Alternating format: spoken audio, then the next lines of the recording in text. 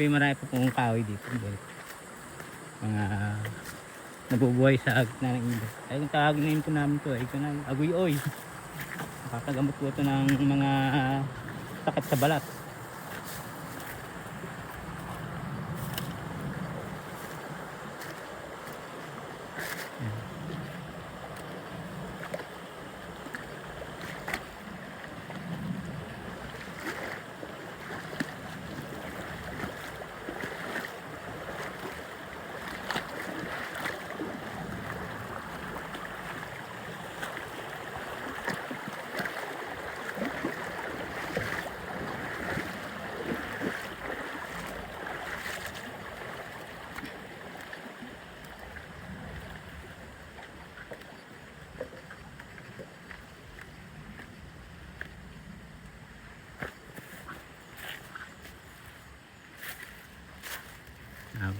Meron tayong spot dito. Ito po.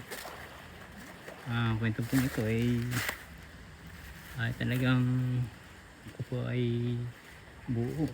Ano verde na lugar. Ayan. Ayan po. Mga lugar na hindi po napupuntahan. May napunta man ay hindi sila nabibiling maigi. Pero wag kang kapauna parang marami ayan Teka lang ha. Ayan marami po. Tingnan natin. Ayan kasama ko po yung akat.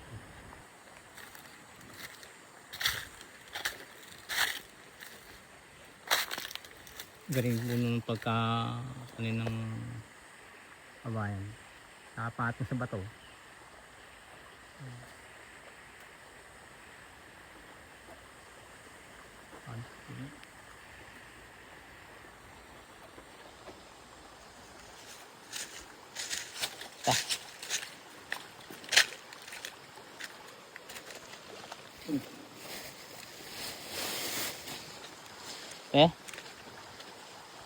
Dahil tayo.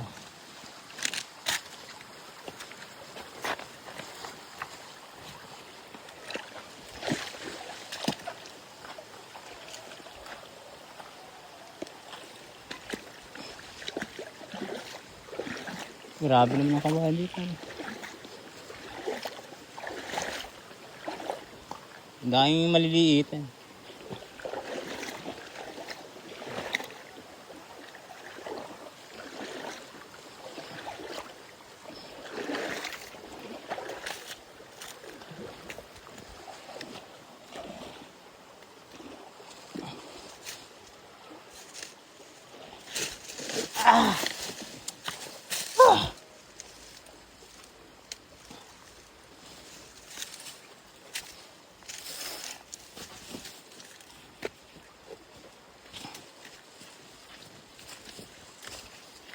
Dali po ko ng bato. Sakit.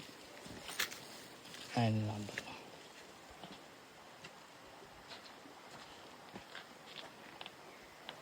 Balimbid po ng bundok.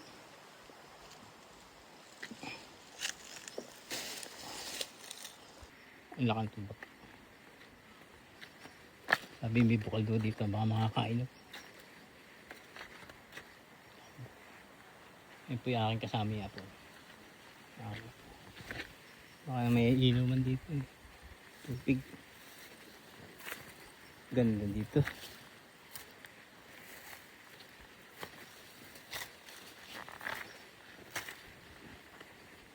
Kahit siya may gabi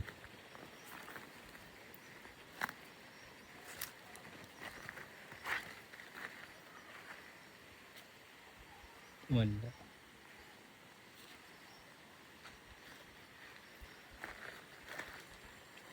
Walang isda.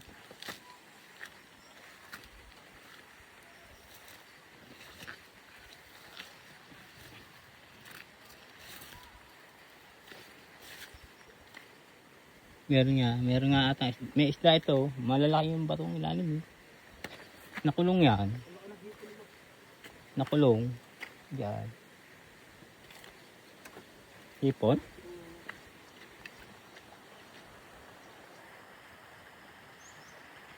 bangkal. Ito tawagin po namin bangkal.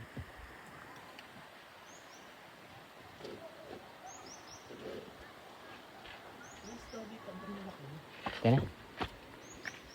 Mga ko. Ito ba pwede dito isabit? Baka pwede dito isabit ha. Ito. Ito. Hindi bukal yan. Na ano lang. Hindi bukal.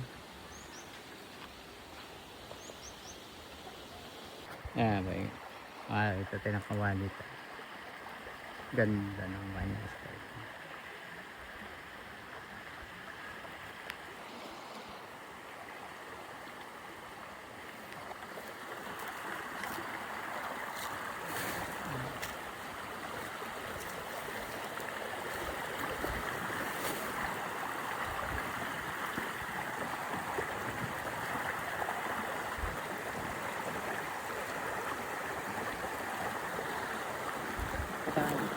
Ay ba? Lagi mong gamit eh. Ito ba? Talaga.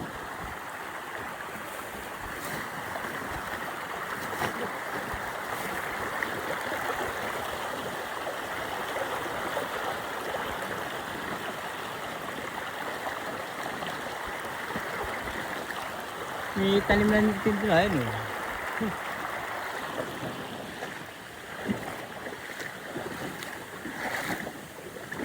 Parang gagawin bangkatan to yun. Nakasalan pa. Ayun. Tabag. Oo, tabag.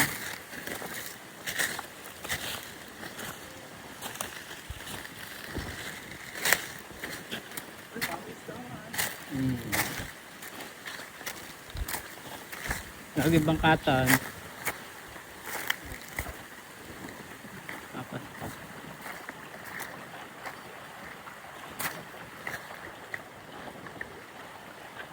may nakatira.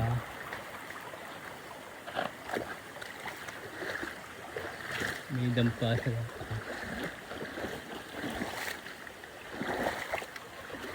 Lalim na. Ang galing. Ang dampa sa iho. Pero may patubig na. May mga tanim na kahoy. Ayun yung hinukay ni Lolo Emon dati. Ayan. 300 isa. Oo nga kahoy. May tanim. Dinidilig ka lasi. Paano dyan sa Kiko? Ito yung ganun ang bahay. Sa tawing pundo.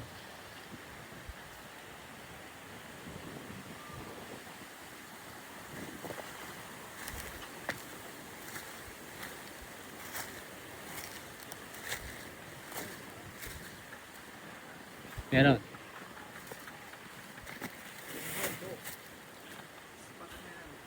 Ito yung spot daw natin. Baka sakaling marami. Wala pa ho kaming huli. Hindi 2 piraso. Kapapay isa. Hindi pa kami makakain. Sana po naman yung makahuli na kami dito sa parting ito. Papunta po yan.